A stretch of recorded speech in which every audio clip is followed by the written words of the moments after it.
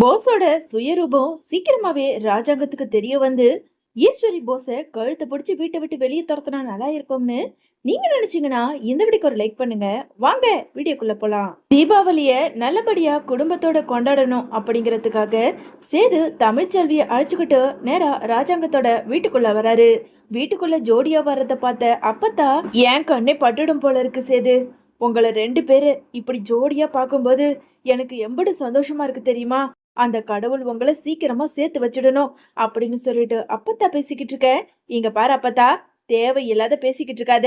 ஏதோ நீயும் அப்பாவும் ஆசைப்பட்டீங்களேன்றதுக்காக தான் இவ கூட நான் இங்க தீபாவளி கொண்டாடுறதுக்காக வந்திருக்கேன். அதை விட்டுட்டு தேவையில்லாத கம்முனிரு அப்பத்தா அப்படின்னு சொல்லிட்டு சேது பேசிக்கிட்டு இருக்க. உடனே சாவித்திரி இருந்துகிட்டு, அம்மா உனக்கு வேற வேலையே கிடையாதா? அந்த தமிழ்ச்செல்வி எவ்வளவு துரோகத்தை இந்த வீட்டுக்கு பண்ணிருக்கா, ஏன் சேதுவுக்கும் தான் பண்ணிருக்கா.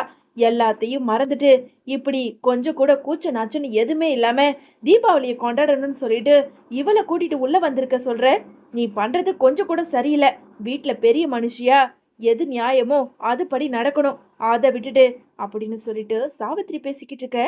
உடனே அப்பத்தா இருந்துகிட்டு, அடியே கேடு கெட்டவளே, உன் வாயை முடிக்கிட்டு அமைதியாரு. நாள் அதுவும் உன் வாயில வேற வார்த்தைகளே வராதா? எவ்வளவு பாக்குறதுக்கு அம்புட்டு அழகா இருக்காங்க. அத பத்தி உனக்கு சொன்னா உனக்கு என்னடி வலிக்குது? வாயை முடிக்கிட்டு அமைதியாரு. நல்ல நாள் அதுவும் என்கிட்ட வாங்கி கட்டிக்காத. இங்க பாரு சேது, வா இப்படி வந்து உக்காரு. எல்லாரும் கும்பலா பேசி சந்தோஷமா சாப்பிடலாம் அப்படின்னு சொல்லிட்டு அப்பத்தா சொல்ல அங்க குடும்பமே சந்தோஷமா சாப்பிட்டு முடிக்கிறாங்க. இன்னொரு பக்கம் ரூமுக்கு வந்த ஈஸ்வரி கிட்ட போஸ் இருந்துகிட்டு, அம்மா என்னம்மா, அந்த தமிழ்ச்செல்வியை வீட்டுக்குள்ளவே கூட்டிட்டு வரக்கூடாதுன்னு நாம பார்த்தா கடைசியில அந்த சேதுவும் தமிழ்ச்செல்வி உள்ள கூட்டிட்டு வந்துட்டான். அதுக்கப்புறம் இவ இந்த வீட்டை விட்டு வெளியே போக மாட்டாளா என்ன? அம்மா வேணும்னா இப்படி வேணா பண்ணட்டா? போன வருஷம் பண்ணோம்ல, பட்டாசுக்கு பதிலா பாம் வச்சுமே, அந்த மாதிரி ஏதாவது பெரிய வெடியா பட்டாசுல கலந்து வச்சிடலாம். அப்படியே அடிபட்டு அங்கேயே துடி துடிச்சு சாவட்டும் அந்த தமிழ்ச்செல்வி அப்படின்னு சொல்லிட்டு போஸ் சொல்ல, அடே நீ வேற பேசாம வாயை முடிக்கிட்டு அமைதியாரு. ஏற்கனவே போன வாட்டி பட்டதே எனக்கு இன்னும் மறக்கலடா. அதை வேற மறுபடியும் பண்றேன்னு வாயை முடிக்கிட்டு பேசாம இரு. இதை பண்றேன் அதை பண்றேன்னு சொல்லி ஏதாவது சொதப்பி வச்சுட்டு அப்புறம் ராஜாங்க மாமாவுக்கு தெரிஞ்சு உன்னையே இந்த வீட்டை விட்டு வெளியே துரத்தி விட்டுற போறாங்க. உடனே உனக்கு எப்படிடா அந்த எம்எல்ஏ சம்மதத்தை வாங்கி முடிக்கிறதுன்னு பாத்துக்கிட்டு இருக்கேன். நீ வேற இந்த நேரத்துல அந்த தமிழ்ச்செல்வி வந்தா வரா, போனா போறா. அவளை கண்டிப்பா இந்த வீட்டை விட்டு வெளியே அனுப்பிடலாம். அவ போயிடுவா, நீ எதுக்கும் கவலைப்படாத அப்படின்னு சொல்லிட்டு எங்க போஸு கிட்ட ஈஸ்வரி பேசிக்கிட்டு இருக்காங்க. இன்னொரு பக்கம் எல்லாருமே இங்க சந்தோஷமா பட்டாசுகளும் வெடிச்சிட்டு சந்தோஷமா சாப்பிட்டு முடிச்சிட்டு உக்காந்துக்கிட்டு இருக்க. உங்ககிட்ட ஒரு முக்கியமான விஷயம் பேசணும் அப்படின்னு ஈஸ்வரி ஆரம்பிக்க, உடனே ராஜாங்க இருந்துகிட்டு, சொல்லு ஈஸ்வரி, என்ன விஷயம் அப்படின்னு சொல்லிட்டு ராஜாங்க கேட்க, உடனே ஈஸ்வரி இருந்துகிட்டு, அது வந்து மாமா, எம்எல்ஏ வீட்டில் பொண்ணு அழைச்சிக்கிட்டு எங்கள் வீட்டுக்கு வரதா சொல்லியிருந்தீங்க. தீபாவளியே முடிஞ்சு போச்சு, இனிமே எப்போ வருவாங்க அப்படின்னு சொல்லிட்டு ஈஸ்வரி கேட்டதும், அதுவா, நாளைக்கு வரேன்னு சொல்லியிருக்காங்க ஈஸ்வரி. கண்டிப்பாக வந்தா போஸை பிடிச்சிரும்னு நினைக்கிறேன். இந்த சம்மந்தம் முடிச்சிடலாம், கவலைப்படாத. சரிங்க மாமா, நீங்கள் இந்த அளவுக்கு எம்எல்ஏ வீட்டில் பேசி போஸுக்கு கல்யாணம் பண்ண முடிவு எடுத்தது எனக்கு ரொம்ப சந்தோஷம். போஸு முன்ன மாதிரியெல்லாம் இல்லை மாமா, இப்பெல்லாம் திருந்தி ஒழுங்கா இருக்கான். அவனை என் பிள்ளையா நினைக்கும் போது எனக்கே பெருமையா இருக்கு அப்படின்னு சொல்லிட்டு ஈஸ்வரி பேசிக்கிட்டு இருக்க. உடனே அங்க இருந்த அப்பத்தாவோ, ஏண்டி ஈஸ்வரி, இந்த குடும்பம் எம்புட்டு சந்தோஷமா இருக்கு பாரு. மலருமே இப்போ ஒண்டி கட்டையா இருக்கா. போஸோ நீ திருந்திட்டதா சொல்ற. ரெண்டு பேரும் இந்த வீட்டுல இருக்கட்டும். கோர்ட்லயே தமிழ்ச்செல்வியையும் சேதுவையும் ஒரே வீட்டுல தங்க சொல்லியிருக்காங்க. அவங்க ரெண்டு பேரும் மனசு மாறி ஒன்று சேர்ந்தாலும் சேருவாங்க இல்லையா? அதே மாதிரி மலரும் இந்த வீட்லயே இருக்கட்டுமே. அப்படி மலரும் போஸும் ஒரே வீட்டில் இருக்கிறதுனால அவங்களும் மனசுக்கு மாறி ஒருத்தருக்கு ஒருத்தர் பிடிச்சி போய் ரெண்டு பேரும் சேர்ந்து வாழ ஒரு வாய்ப்பு கொடுக்கலாமே அப்படின்னு சொல்லிட்டு அப்பத்தா சொல்ல, இங்க பாருங்க அத்தை, தேவையில்லாம போஸோட வாழ்க்கையில நீங்க தலையிடாதீங்க. எம்புட்டு தைரியம் இருந்தா நீ போஸை விட்டு பிரிஞ்சு போறியான்னு கேட்டதுக்கு எனக்கு பிடிக்கலன்னு போஸை ஒரே அடியா தலைமுழுகிட்டு போனால, இப்போ என்ன போஸை கல்யாணம் பண்ணிக்கணும்னு அவளுக்கு ஆசை வருதா என்ன? உங்களை வச்சு அவ பேசி எப்படியாவது போஸை மறுபடியும் கல்யாணம் பண்ணிக்கிட்டு சேர்ந்து வாழணும்னு சொன்னாலா? அதனால தான் அவளுக்கு சப்போர்ட் பண்ணிட்டு வந்து இங்க போஸு கூட சேர்ந்து வாழட்டோன்னு சொல்லி அவளுக்காக வக்காலத்து வாங்கிட்டு இருக்கீங்களா? அத்தை வேண்டாம் அத்தை, என் வாயை கலராதீங்க. இனிமேலாவது போஸோட வாழ்க்கை நல்லபடியா சந்தோஷமா இருக்கட்டும். அப்பவே நான் தலைப்பாட அடிச்சுக்கிட்டேன், இந்த வேலைக்காரியெல்லாம் போஸுக்கு கல்யாணம் பண்ணி வைக்காதீங்கன்னு. நான் சொல்றது எங்க என் பேச்ச கேட்டீங்க? நீங்க தான் அவளுக்கு கல்யாணம் பண்ணி வைக்கணும்னு சொல்லி கல்யாணத்தை பண்ணி வச்சீங்க. இப்போ 2 பேரும் பிரிஞ்சு போயிட்டாங்களே. பிரிஞ்சு போனது போனதாவே இருக்கட்டும். போஸுக்கு நல்லபடியா எம்எல்ஏ பொண்ண கல்யாணம் பண்ணி வைப்பேன். கூடிய சீக்கிரமே இந்த மலர் இந்த வீட்டை விட்டு வெளியே போகணும். அம்பிட்டு தான் சொல்லுவேன் அப்படின்னு சொல்லிட்டு ஈஸ்வரி சொல்லிக்கிட்டு இருக்க உடனே அங்க அப்பத்தா இருந்துகிட்டு, இங்க பாரு, போஸுக்கு இன்னொரு கல்யாணத்தை கூட பண்ணிக்க, ஏதாவது பண்ணிக்க. ஆனா மலர் என் கட்ட போற வரைக்கும் அவ இந்த வீட்டுல தான் இருப்பா. அவளுக்குன்னு ஒரு நல்ல மாப்பிள்ளைய பார்த்து ராஜாங்கம் கல்யாணம் பண்ணி வைப்பான். ஏன் உன் புள்ள போஸுக்கு ஒரு கல்யாணம் ஆகும்போது மலருக்கு இன்னொரு கல்யாணம் நாங்க பண்ணி வைக்க மாட்டோமா என்ன? வாயை முடிக்கிட்டு போடி அப்பால அப்படின்னு அப்பத்தா ஈஸ்வரிய வெளுத்து வாங்கிட்டு இருக்க. கொஞ்ச நேரத்துல எல்லாருமே சந்தோஷமா கலகலன்னு சிரிச்சு பேசிக்கிட்டு இருக்காங்க. அந்த நேரம், எக்ஸ்கியூஸ் மீ, உள்ள வரலாமா அப்படின்னு சொல்லிட்டு அங்க வாசலுக்கு வந்த போலீஸ பார்த்ததும் உடனே சேதுவும் சன்னாசியும், சார் வாங்க சார், என்ன விஷயம் அப்படின்னு கேட்க, உடனே அங்க போலீஸுக்கு பின்னாடி நின்னுக்கிட்டு இருந்த ஊர் மக்களை ராஜாங்கமும் பாக்குறாரு. சேது, இவங்கள உனக்கு தெரியலையா?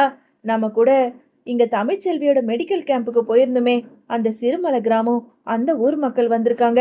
ஐயா, என்ன விஷயம் ஐயா அப்படின்னு சொல்லிட்டு ராஜாங்க கேட்க, ஐயா உங்களை பார்த்து ஒரு முக்கியமான விஷயம் பேசிட்டு போலான்னு வந்திருக்கோம் அப்படின்னு சொல்லிட்டு ஊர் மக்கள் சொன்னதை கேட்டதும் உடனே அங்க அப்பத்தா இருந்துகிட்டு, ஏயா ராஜாங்கம், இவங்க எதுக்காக வந்திருக்க போறாங்க?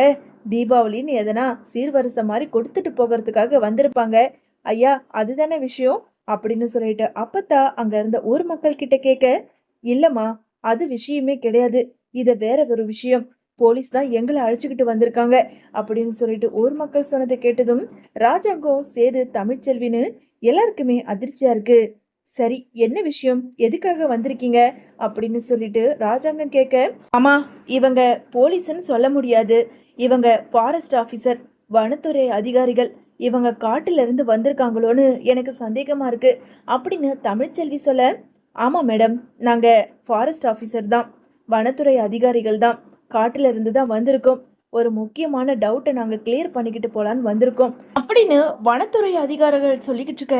அங்க இருந்த ஒரு மக்களோ, ஆமாங்க ஐயா, இவங்க திடீர்னு எங்க ஊருக்கு வந்து இந்த மாதிரி காட்டுக்குள்ள ஒரு விஷயம் நடந்திருக்கு, நாங்க அமைச்சர் ராஜாங்கத்தை பார்த்தாகணும் அப்படின்னு சொன்னாங்க. விசாரிச்சாங்க. நாங்களும் அமைச்சர் ராஜாங்கத்தோட குடும்பம் தான் அதுன்னு சொன்னோம். ஐயா, நீங்களே சொல்லுங்க அப்படின்னு சொல்லிட்டு வனத்துறை அதிகாரிகளை பார்த்து ஊர் மக்கள் சொல்ல, சார் சொல்றேன் சார், கொஞ்ச நாளைக்கு முன்னாடி காட்டுக்குள்ள நாங்க எப்பவும் சிசிடிவி கேமராவெல்லாம் செக் பண்ணுவோம். என்னென்ன விலங்குகள் எங்கெங்க இருக்கு, எல்லாமே சேஃப்டியா இருக்கா, ஏதாவது பிரச்சனையா அப்படின்னு சொல்லிட்டு காட்டுக்குள்ள இருக்க சிசிடிவி கேமராவை செக் பண்ணும்போது ஒரு முக்கியமான சிசிடிவி ஃபுட்டேஜ் எங்க கையில மாட்டுச்சு. அதனாலதான் அதை பத்தி நாங்க விசாரிக்கும் போது அந்த குடும்பமே நீங்க தானே எங்களுக்கு தெரிய வந்தது அப்படின்னு சொல்லிட்டு இங்க வனத்துறை அதிகாரிகள் சொல்ல, அங்க இருந்த சேது தமிழ்ச்செல்வி ராஜாங்கம்னு எல்லாருக்குமே குழப்பமா இருக்கு. அதே சமயம் இங்க போஸுக்குமே ஒரு அதிர்ச்சியா இருக்கு. என்ன இது, ஏதோ திடீர்னு போலீஸு, காடு, சிசிடிவி கேமரான்னு சொல்றாங்களே, என்ன சொல்ல போறாங்க, எதுக்காக வந்திருக்காங்கன்னு தெரியலையே அப்படின்னு குழப்பத்தோட யோசிச்சுக்கிட்டே நின்னுகிட்டு இருக்க. அங்க இருந்த சன்னாசி இருந்துகிட்டு, சார், நீங்க ஏன் வந்திருக்கீங்க, எதுக்கு வந்திருக்கீங்க அப்படிங்கிற விஷயத்த சீக்கிரமா சொல்லுங்க, நீங்க சொல்றது எங்களுக்கே குழப்பமா இருக்கு அப்படின்னு சன்னாசி கேட்க, வந்திருந்த ஃபாரஸ்ட் ஆபீசருமே, சார், உங்களுக்கு நாங்க சொன்னா புரியாது, இந்த சிசிடிவி ஃபுட்டேஜை நீங்களே பாருங்க அப்படின்னு சொல்லிட்டு சிசிடிவி ஃபுட்டேஜை கொண்டு வந்ததும் அங்க இருந்த ராஜாங்கம் சேது தமிழ்ச்செல்வின்னு எல்லார்கிட்டையும் போட்டு காட்ட, அந்த சிசிடிவி கேமரா ஃபுட்டேஜை பார்த்ததும் ரொம்பவுமே அதிர்ச்சி ஆகுறாங்க. ஏயா சேது, இது போஸ் தானே, மயங்கி கிடக்கிறது தமிழ்ச்செல்வி தானே அப்படின்னு சொல்லிட்டு ராஜாங்க கேட்க, அப்பா சந்தேகமே இல்லை, இது போஸ் தான், மயங்கி கிடக்கிறது தமிழ்ச்செல்வி தான். தமிழ்ச்செல்வி, இது நீ தானே, சொல்லு, அன்னைக்கு கூட நீ மயங்கி இருந்தல, நான் கூட காட்டுக்குள்ள இருந்து மருந்துகளை எடுத்துக்கிட்டு வரும்போது நீ மயங்கி கிடந்ததா சொல்லி நான் கூட உன்னை தூக்கிட்டு வந்தனே, அது நீ தானே அப்படின்னு சொல்லிட்டு சேது தமிழ்ச்செல்வியை பார்த்து கேட்க, தமிழ்ச்செல்விக்குமே அந்த ஃபுட்டேஜை பார்த்து ரொம்ப அதிர்ச்சி ஆகுது. ஆமாங்க, அது நான் தான். என்ன தமிழ்ச்செல்வி, ஏய் போஸு, இங்க வா அப்படின்னு சொல்லிட்டு போஸ மிரட்டி அங்க கூப்பிட, உடனே இங்க சேது அந்த வீடியோவை போஸுக்கு போட்டு காட்டுறாரு. போஸுமே அந்த வீடியோவை பார்த்து அப்படியே அதிர்ச்சி ஆகுறாரு. என்ன பேசுறது ஏது பேசுறதுன்னு தெரியாம அதிர்ச்சியோட நின்னுக்கிட்டு இருக்க சேதுவோ கோபத்தோட ஓங்கி பலார்னு போஸ அற விடுறாரு. டேய் சொல்லுடா, அன்னைக்கு என்ன நடந்தது? இப்ப மட்டும் நீ உண்மையை சொல்லலன்னு வச்சுக்கோ, உன்னை இங்கேயே கொன்னு புதைச்சு போட்டுருவேன்.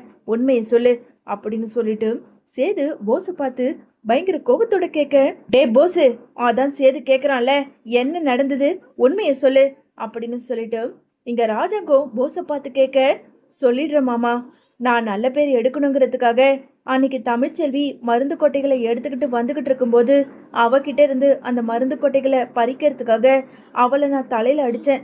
அவ மயக்க போட்டு விழுந்துட்டா. அந்த மருந்து கொட்டைகளை தான் நான் எடுத்துக்கிட்டு வந்து அன்னைக்கு டாக்டர் கிட்ட கொடுத்து உங்களோட உயிரை எல்லாத்தையும் காப்பாத்தினேன்.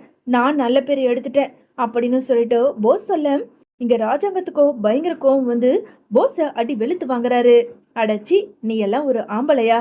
ஒரு பொம்பளை பாவம், அதுவும் வயிற்று புள்ளக்காரி ஏதோ காட்டுக்குள்ள போய் மருந்து கொட்டைகளை எடுத்துக்கிட்டு வரணும்னு சொல்லிட்டு அவ போயிருக்கா. அவகிட்ட இருந்து அவளுக்கே தெரியாம பறிச்சுட்டு வந்திருக்கே, எனக்கு வெக்கமாவே இல்லையா அப்படின்னு சொல்லிட்டு ராஜாங்க கேட்க, ஆனாலும் போஸ் என்ன பேசுறதுன்னு தெரியாம அமைதியா நின்னுக்கிட்டு இருக்காரு.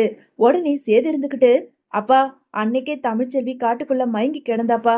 ஏன் தமிழ்ச்செல்வி, அதனாலதான் நீ மயங்கி இருந்தியா?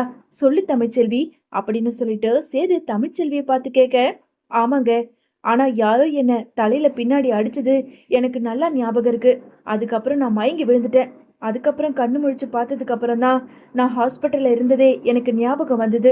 அப்பவும் எனக்கு சின்ன சந்தேகம், எப்படி போஸ் வந்து காட்டுக்குள்ள அந்த மருந்து கொட்டைகளை எந்த ஒரு காயமும் இல்லாம எடுத்துக்கிட்டு வந்து எல்லாரோட உயிரை காப்பாத்தினான்னு நான் தனத்துக்கிட்டையும் சொல்லியிருந்தேன். ஆனாலும் தனம் சொல்லியிருந்தா போய் வேணா எல்லாருக்கிட்டையும் சொல்லுன்னு. ஆனா எப்படி எந்த ஆதாரமும் இல்லாம நான் தான் அந்த மருந்து கொட்டைகளை எடுத்து உங்க உயிரை காப்பாத்தினேன்னு எப்படிங்க சொல்ல முடியும்? எப்படியோ மாமாவோட உயிரை காப்பாத்தியாச்சுல, எனக்கு அதுவே போதும்னு நான் அமைதியா இருந்துட்டேங்க அப்படின்னு தமிழ்ச்செல்வி சொல்ல, இங்க சேதுவுக்கு தமிழ்ச்செல்வி மேல ஒரு காதல் வர ஆரம்பிக்குது. இங்க வந்திருந்த ஒரு மக்களுமே, ஐயா, இந்த பொண்ணு இவ்வளவு ஒரு பெரிய காரியத்தை பண்ணிட்டு தான் பண்ணதா வெளியே பெருமையை சொல்லிக்கவே இல்லையா? உண்மையாலுமே உண்மையாலுமே இந்த பொண்ணு உங்க வீட்டு மருமகளா கிடைக்கிறதுக்கு நீங்க கொடுத்து வச்சிருக்கணும் அப்படின்னு சொல்லிட்டு ஒரு மக்கள் சொல்ல, அங்க இருந்த வன அதிகாரிகள், சார், நாங்க வேணா இந்த போஸை அரெஸ்ட் பண்ணட்டுமா? ஒரு லேடிஸை அவங்க கட்டையால தாக்கி இருக்காங்க, அதனால நாங்க இமிடியேட்டா இவர் அரெஸ்ட் பண்றோம் அப்படின்னு சொல்லிட்டு வந்திருந்த வனத்துறை அதிகாரிகள் சொல்ல, உடனே தமிழ்ச்செல்வி இருந்துகிட்டு, வேண்டாம் சார், இவரை நீங்க அரெஸ்ட் பண்ண வேண்டாம்.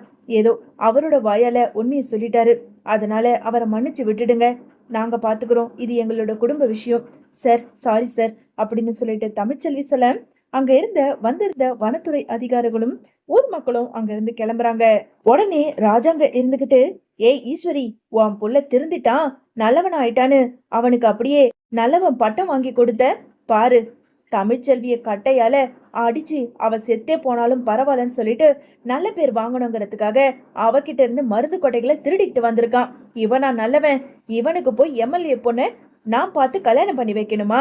முதல்ல இவனை அடிச்சு வீட்டை விட்டு வெளியே துரத்து சேது, அப்பதான் இவனுக்கெல்லாம் புத்தி வரும். சேச்சே, இவனுக்கெல்லாம் புத்தி கூட வராது, போலீஸ்ல புடிச்சு கொடு அப்படின்னு சொல்லிட்டு ராஜாங்க பேச, அங்க இருந்த ஈஸ்வரியோ ராஜாங்கத்தோட காலில் விழுந்து, மாமா மன்னிச்சிருங்க மாமா, புத்தி கெட்டு போய் இப்படியெல்லாம் பண்ணிட்டான். இப்படியெல்லாம் பண்ணது எனக்கு உண்மையா தெரியவே தெரியாது. டே போசு, ஏண்டா இப்படி பண்ண அப்படின்னு சொல்லிட்டு இங்க எதுவுமே தெரியாத மாதிரி ஒரு பெரிய நாடகத்தை ஈஸ்வரி நடத்திக்கிட்டு இருக்க. உடனே அப்பத்தா இருந்துகிட்டு, ஏ ஈஸ்வரி, உன் பிள்ளைய ஒன்ன மாதிரியே வளர்த்து வச்சிருக்கடி, ஏண்டி இப்படி ஒரு பொண்ணோட வாழ்க்கையை கெடுத்தது பத்தாதுன்னு இப்படி மேல மேல வாழ்க்கையில தப்பு பண்ணிக்கிட்டே போயிருக்கானே, இவெல்லாம் நல்லவனா? இவனுக்கு போய் ஒரு கல்யாணம் தான் ஒரு கேடு. முதல்ல இவனை வீட்டை விட்டு வெளியே துரத்து, அப்படி இல்லைனா அவனோட நீயும் இந்த வீட்டை விட்டு வெளியே போயிட்டு சொல்லிட்டேன் அப்படின்னு அப்பத்தாவோ ரொம்ப கோபத்தோட பேசிக்கிட்டு இருக்க. இங்க ராஜாங்கமும் சேதுவும் தமிழ்ச்செல்வி கிட்ட வந்து நன்றி சொல்லிக்கிட்டு இருக்காங்க. பாத்தியா ராஜாங்கம், இந்த மாதிரி ஒரு மருமக கிடைக்கிறதுக்கு நீ கொடுத்து வச்சிருக்கணும். இவ மருந்து கொண்டு வந்ததுனாலதான் உன்னோட உயிரையே காப்பாத்தி இருக்காங்க. இவ மட்டும் மருந்து கொட்டைகளை எடுத்துக்கிட்டு வரலனா இன்னொரு ஒன்ன நாங்க இழந்திருக்கணும். தமிழ்ச்செல்வி இந்த வீட்டு குலதெய்வம் அப்படின்னு சொல்லிட்டு அப்பத்தா தமிழ்ச்செல்விய பார்த்து பெருமையா பேச, இங்க சேதுவோ தமிழ்ச்செல்வி கிட்ட வந்து, என்ன மன்னிச்சிரு தமிழ், உன்ன போய் நான் தப்பா நினைச்சிட்டேன். உண்மையாலுமே என் அப்பாவோட உசுரை காப்பாத்துன தெய்வம் தான் நீ அப்படின்னு சொல்லிட்டு சேது தமிழ்ச்செல்வியோட கைய பிடிச்சு நன்றி சொல்லிக்கிட்டு இருக்காரு.